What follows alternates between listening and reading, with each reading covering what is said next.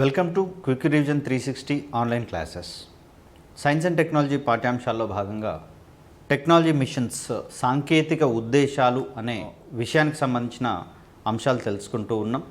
ఈ క్రమంలో భాగంగా మనం ఈ వీడియోలో నేషనల్ గ్రీన్ హైడ్రోజన్ మిషన్కి సంబంధించినటువంటి అంశాలు తెలుసుకునే ప్రయత్నం చేద్దాం.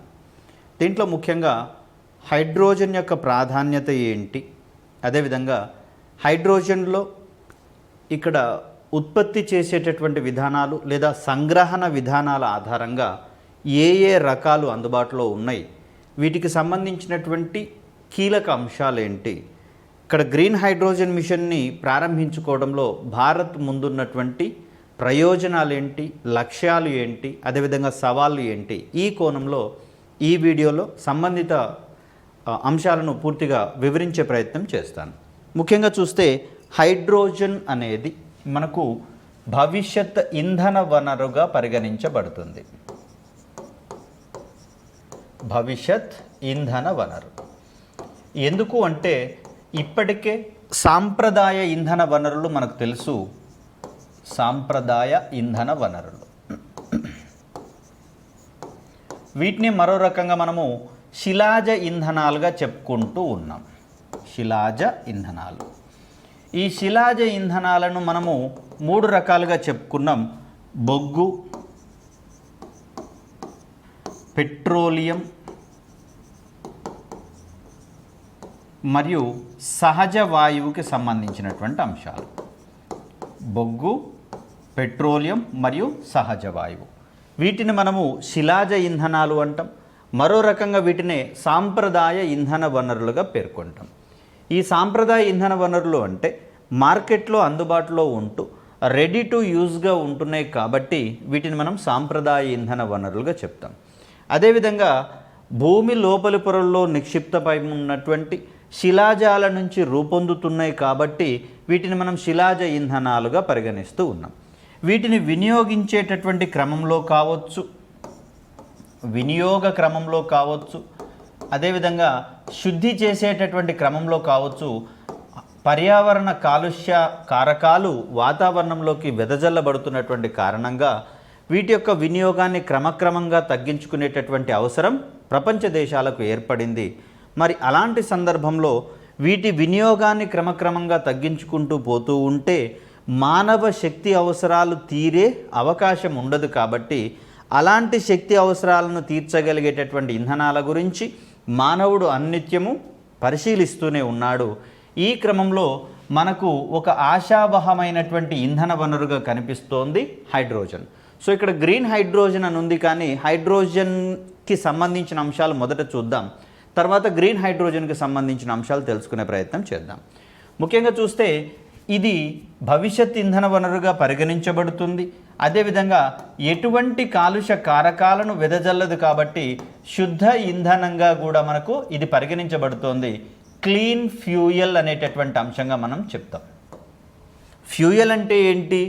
మండడం ద్వారా శక్తిని అందించేటటువంటి పదార్థాలను మనం ఫ్యూయల్స్ అనేటటువంటి పదార్థంగా చెప్తాం. మరి ఏది ఉత్తమమైనటువంటి ఫ్యూయల్ అంటే వేటి యొక్క కెలోరిఫిక్ విలువ అధికంగా ఉంటుందో, వేటి యొక్క కెలోరిఫిక్ విలువ అధికంగా ఉంటుందో వాటిని మనము ఉత్తమ ఇంధనాలుగా చెప్తాం.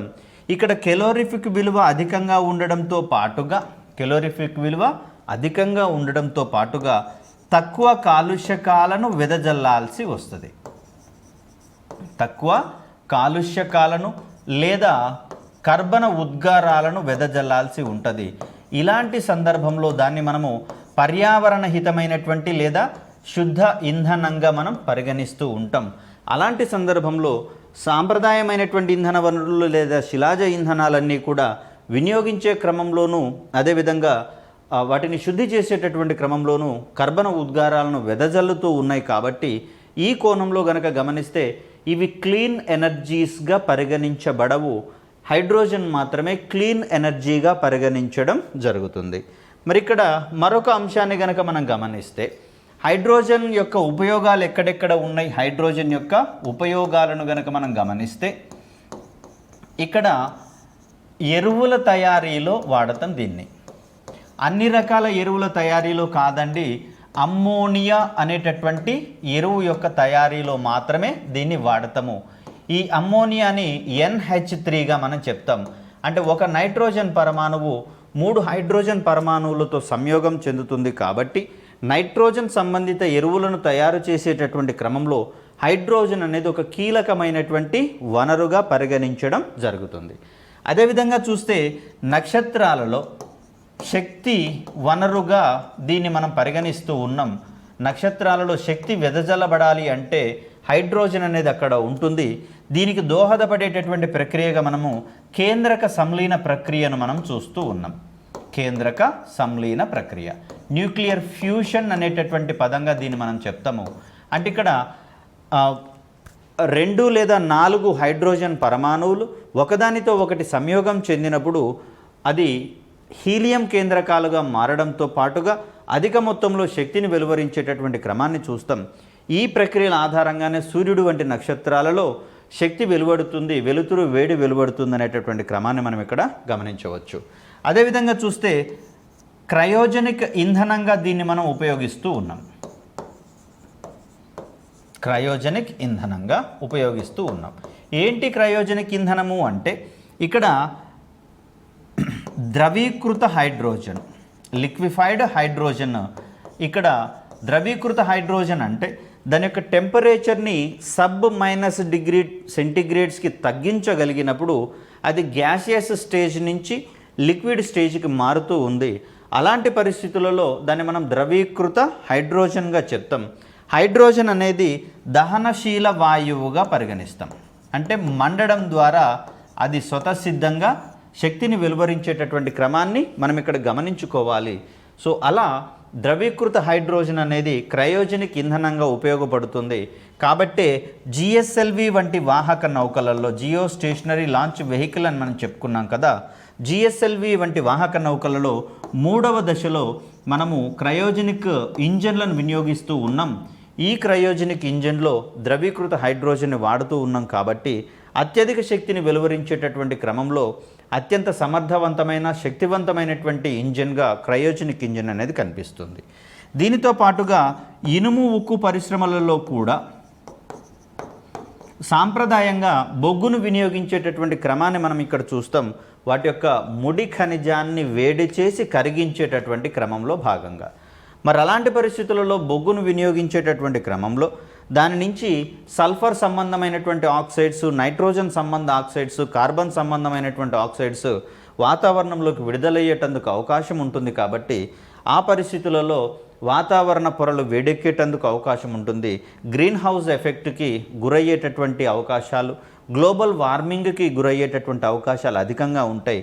మరి అలాంటి పరిస్థితులలో ఇనుము ఉక్కు పరిశ్రమలలో బొగ్గుకు ప్రత్యామ్నాయంగా హైడ్రోజన్ని గనక వాడినట్లయితే ఈ పరిస్థితులు నివారించడం అనేది జరుగుతుంది. దీనికి అదనంగా వాహనాలలో హైడ్రోజన్ ఫ్యూయల్ సెల్స్ని ఏర్పాటు చేయడం ద్వారా ఇవి రసాయన శక్తిని విద్యుత్ శక్తిగా మార్చేటటువంటి ప్రయత్నం చేస్తాయి. కాబట్టి సో ఆ ప్రయత్నంలో హైడ్రోజన్ని మనం ఉత్తమమైనటువంటి ఇంధన వనరుగా పరిగణిస్తూ ఉన్నాం. తద్వారా ఉత్పత్తి అయినటువంటి విద్యుత్ శక్తితోటి వాహనాలు పనిచేసేటటువంటి పరిస్థితి మనకు కనిపిస్తూ ఉంది. మరి ఇక్కడ సాధారణ దహన ఇంజన్లు లేదా దహన ఛాంబర్లకు ప్రత్యామ్నాయంగా HFCలను వినియోగించడం ద్వారా వాహనాల యొక్క బరువు తగ్గుతుంది సార్. వాహనాల యొక్క బరువు తగ్గుతుంది. దీనితో పాటుగా వాహనాల యొక్క మైలేజీ పెరుగుతుంది. అంటే తక్కువ ఇంధనంతోటే సుదూరాలకు ప్రయాణించగలిగేటటువంటి శక్తి వాహనాలకు సమకూరుతుంది. దీనితో పాటుగా శబ్దము వెలువడదు. సాంప్రదాయ వాహనాలతో కంపేర్ చేస్తే శబ్దం వెలువడదు. కాబట్టి ఈ కోణంలో గనక గమనిస్తే శబ్ద కాలుష్యం తగ్గేటందుకు అవకాశం ఉంటుంది. తద్వారా వాహనాలలో హైడ్రోజన్ ఫ్యూయల్ సెల్స్ ఏర్పాటు చేసినప్పుడు, అమర్చినప్పుడు వాటి ద్వారా వెలువడేటటువంటి వాయు కాలుష్యం తగ్గుతుంది. యాజ్ వెల్ యాజ్ శబ్ద కాలుష్యం కూడా తగ్గుతుంది. మైలేజ్ కూడా పెరిగేటందుకు అవకాశం అనేది ఏర్పడుతుంది. దీనికి ప్రధాన కారణంగా హైడ్రోజన్ మండినప్పుడు లేదా దీని యొక్క హైడ్రోజన్ యొక్క కెలోరిఫిక్ విలువ అత్యధికము అని చెప్తాం. హైడ్రోజన్ యొక్క కెలోరిఫిక్ విలువ మిగిలిన ఇంధనాలతో కంపేర్ చేసినా కూడా అత్యధికంగా ఉంటుంది. ఎందుకని అంటే 1 kg హైడ్రోజన్ వాయువును గనక మండించినట్లయితే 1,50,000 కిలో జౌల్స్ ఎనర్జీ అనేది వెలువడుతుంది. కాబట్టి ఇది మిగిలిన ఏ ఇతర పదార్థాలతో చూసినా కూడా అత్యధికం. కాబట్టి ఉత్తమమైనటువంటి ఇంధన వనరుగా మనము హైడ్రోజన్ వాయువుని పరిగణించే ప్రయత్నం చేస్తాం. ఇవన్నీ కూడా ఎందుకు హైడ్రోజన్ భవిష్యత్ ఇంధన వనరుగా పరిగణించబడుతుంది అని, ఎందుకు హైడ్రోజన్ వాయువుని ఉత్తమ ఇంధనంగా పరిగణిస్తున్నామని, ఎందుకు హైడ్రోజన్ని శుద్ధ ఇంధనంగా పరిగణిస్తున్నాము అనేటటువంటి అంశాలలో మనకు దోహదపడేటటువంటి అంశాలుగా చూస్తాం. ఇక్కడ అసర్షన్ రీజనింగ్ టైప్ ఆఫ్ క్వశ్చన్ని కనుక మనం ఎక్స్పెక్ట్ చేసినట్లయితే హైడ్రోజన్ శుద్ధ వనరుగా పరిగణించబడుతుంది అన్నప్పుడు అది తక్కువ కాలుష్య కారకాలను విడుదల చేస్తుంది. అసలు కాలుష్య కారకాలను కావచ్చు, కర్బన ఉద్గారాలను కావచ్చు విడుదల చేయదు. కాబట్టి శుద్ధ వనరుగా పరిగణించబడుతుంది అంటాం. భవిష్యత్ ఇంధన వనరుగా ఎందుకు పరిగణించబడుతుంది అంటే దీని యొక్క కెలోరిఫిక్ విలువ అత్యధికము మరియు శిలాజ ఇంధనాలకు ప్రత్యామ్నాయంగా దీన్ని వాడుతున్నాం. కాబట్టి ఇది భవిష్యత్ ఇంధన వనరుగా పరిగణించబడుతుంది అని చెప్తాం. మోరోవర్ శుద్ధ ఇంధనంగాను, భవిష్యత్ ఇంధనంగాను, కాలుష్య రహితమైనటువంటి ఇంధనంగాను, పర్యావరణ హితమైనటువంటి ఇంధనంగాను, భవిష్యత్ తరాలకు శక్తి భద్రతను అందించేటటువంటి ఇంధనంగాను గ్రీన్ హైడ్రోజన్ లేదా హైడ్రోజన్కి మనకి ఇక్కడ అవకాశాలు ఉన్నట్లుగా మనం చూడవచ్చు.